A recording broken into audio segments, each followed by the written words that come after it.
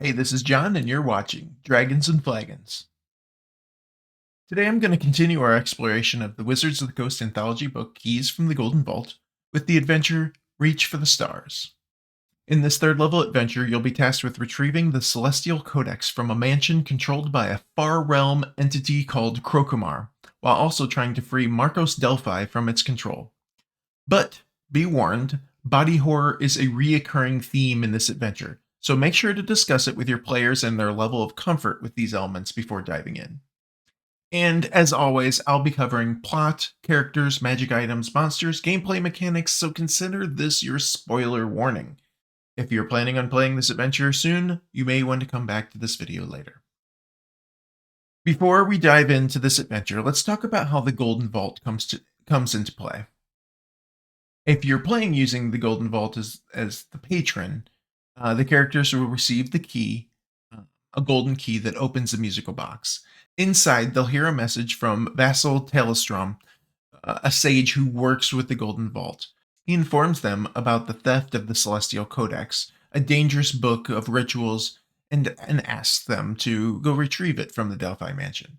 If you're not using the Golden Vault as the character's patron, this adventure does provide a few other adventure hooks.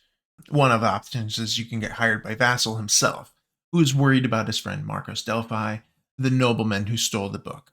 Vassal is willing to pay 250 gold to each character to safely deliver the Celestial Codex back to him.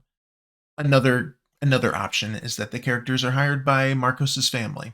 They are concerned about his well-being, and the characters want to stop him from causing harm. They also ask the characters to return the book to Vassal, and preferably bring Marcos home unharmed. The family is willing to pay 100 gold pieces to each character for delivering the book, and an extra 150 gold if you bring him back alive. But they're even willing to pay for his resurrection if necessary. In the end, all you really need to do is get the characters to agree to rescue both the book and Marcos and get them on their way to the mansion. Before we go too much further, let's take a look at the NPCs. I've already tossed around a few names, so let's make sure we understand who they are before we dive too deep. First, we have Marcos Delphi. He's a scholar who's become obsessed with the arcane and the secrets of the planes of existence. He has sequestered himself and his fellow researchers in the remote Delphi mansion, where he's made a pact with the extraplanar demon deity thing called Krokomar, an entity from the far realm, which granted him insight into the multiverse in exchange for influence on the material plane. Krokomar has corrupted the mansion and its residents, eroding Marcos's sense of self until he really becomes eager to commit evil acts in Krokomar's service. Acting under Krokomar's control, Marcos stole the Celestial Codex from his fellow scholars' library. The Codex contains lore about the planes of existence, rituals to summon extraplanar entities, which Krokomar needs Marcos to perform to bind a fragment of himself into the material plane. Vassal Telstrom is a sage who owned the Celestial Codex, the book that contains the lore about stars and the planes of existence, as well as rituals that can be used to summon these extraplanar entities. When Marcos Delphi, who was under the influence of a malevolent entity, Krokomar, stole the Celestial Codex from Vassal's library, Vassal had a warrior named Elra Lionheart, and a group of adventurers go retrieve it. Elra, the warrior who was hired by Vassal to retrieve the Celestial Codex from Marcos's mansion, along with three other adventurers, traveled to the mansion, encountered various magical effects caused by Krokomar's influence, and despite their efforts, Elra and the others were unable to retrieve the Codex and were ultimately defeated by the mansion's inhabitants. As this adventure continues, you'll meet some other interesting NPCs. Zala Morpheus is a human mage who was transformed into a Nothic. She helped Marcos contact Krokomar and blames that far realm entity for her transformation. She now spends her time anxiously gazing at the stars, hoping to find a way to return to her human form.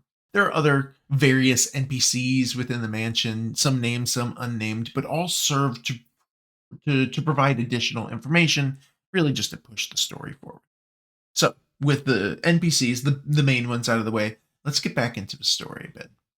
The characters are going to journey to the Delphi mansion, and at that time is where they will encounter the late Elra Lionheart, who warns you about the dangers of the mansion and provides some helpful information.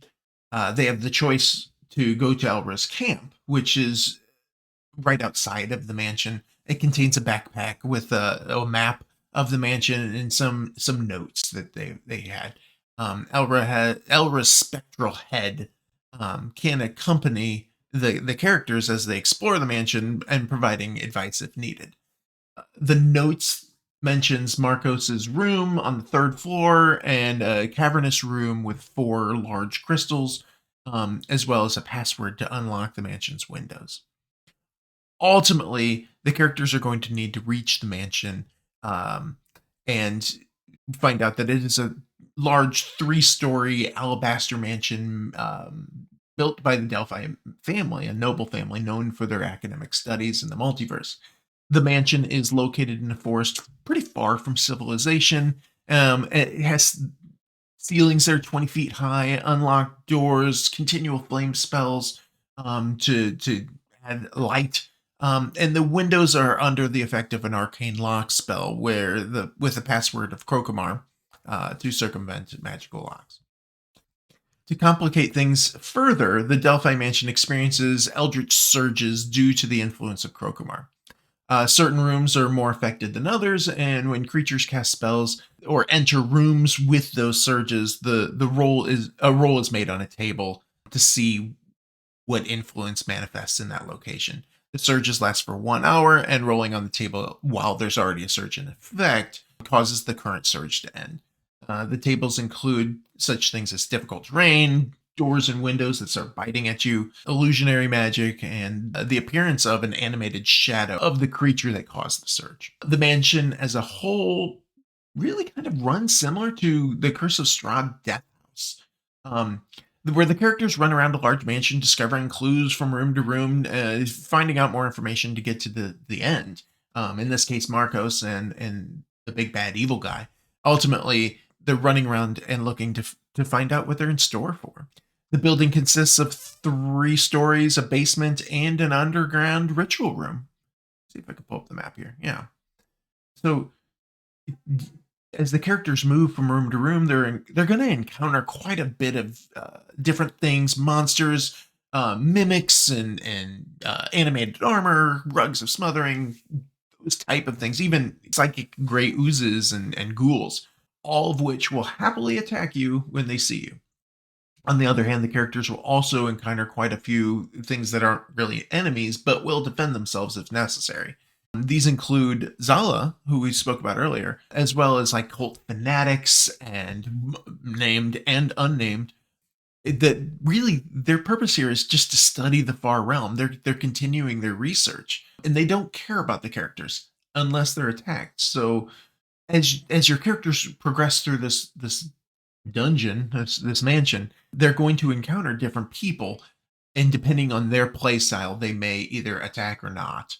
But this adventure, along with these NPCs, it's also littered with various magical items, from spell scrolls to potions to wands to rings to actual spell books. There's not any new magic items like that are unique to this adventure, but honestly, the amount of stuff that the characters can acquire while just wandering around this mansion, I mean, you really don't need anything new. As for monsters, this adventure does introduce a fragment of Krokemar, who happens to be our big bad evil guy. This new monster is an eldritch entity that is being summoned to the material plane through a ritual performed by Marcos Delphi in the ritual room. Once the ritual is complete, the fragment attaches itself to a headless body, allowing a piece of Krokemar to exist outside of the far realm. The body under the fragment's control uses a night stat block and has blind sight at a range of 30 feet, but completely blind beyond that radius. It acts immediately after the fragment in the initiative order, and the fragment uses its body to protect itself from harm and to destroy the characters. The body and the fragment are considered two creatures occupying the same space and cannot be separated from each other until one or both of them drop to 0 hit points. at which point the fragment of Kokomar returns to the far realm. All in all, this is a pretty fun adventure. Running through these rooms is pretty exciting. It's not necessarily a heist in the traditional sense. It's more of a haunted house, like I said earlier, very similar to Death House in Curse of Strahd. There are 27 different rooms that you'll get to run through. As you can kind of see as I scroll through these, all of the red is the monsters that you get to experience, Rug of Smothering, Flying Swords, but then all the blue spell scrolls. So Dimension Door spells and different things. Great art. Here's a picture of Zala. Let's keep scrolling through this as I go. Gibbering Mouth. Get some calligrapher supplies. There's some cultists. Just a lot of fun, interesting, different rooms. And the art in this one is really fun. It's really nice. I'd say really the only downside to this is I was expecting more of a heist. Not a heist, it's a haunted house. A lot of the same mechanics are involved here, where the sneaking around, potentially some planning. I have run this adventure, and the players in my game really didn't plan too much. And after sneaking around on the first floor and fighting a few things like animated armors and such, they quickly fell into a dungeon crawl mindset or haunted house. They listen to doors, they check for traps, and not really going near anything that looks suspicious. But all intelligent creatures, cultists as well as transformed staff, they weren't, since they're not concerned about you being in the house. They quickly found out we're not concerned about sneaking around them. We'll just go chat with them. The adventure is really fun. It could easily fit into another adventure or side quest of some sort, especially if your players need to stock up on spell scrolls and other level magic items and potions. There's also spell books hidden in here, so even your wizard will be happy. Sum it up, really, this is a good one. It's not a heist, in my opinion. The art is fantastic. There's a ton of stuff you can get. The story is rather interesting. It has a lot of outcomes that you can have. Does Marcos live? Does Marcos die? Does Krokumar live? I mean, if you fail, what happens? What's your next party going to have to fight? Returning the Celestial Codex to the benefactor, not returning, all of those different things. It provides a bunch of different elements for the conclusion. Sorry, I'm going to scroll real fast so I can get down here as I'm talking about it. Marcos dies, Marcos lives, dead adventurers. Yeah, you could bring back the party. Why not? I mean, you find their bodies in here. It gives you a couple cool stat blocks in here as well. As long as I'm here, I can kind of look at those. And the art, really, I mean, you finally get some pictures of bad guys and the big bad evil guy here. There's the fragment of Krokum. Maybe saying this wrong, and if I am, sorry. But Krokumar's his stat block here. Tiny aberration. But to sum it up, this is a pretty good one. It's not a heist, but it is a lot of fun to play, and I like this one a lot. That about wraps it up. If you have any questions, comments, concerns, or anything, just generally disagree with me, let me know. If you like this sort of content, I'd like to know. Give a comment. Please consider liking, subscribing, and hopefully you don't miss out on any future videos or anything along those lines. And until next time, thanks for watching and happy adventuring.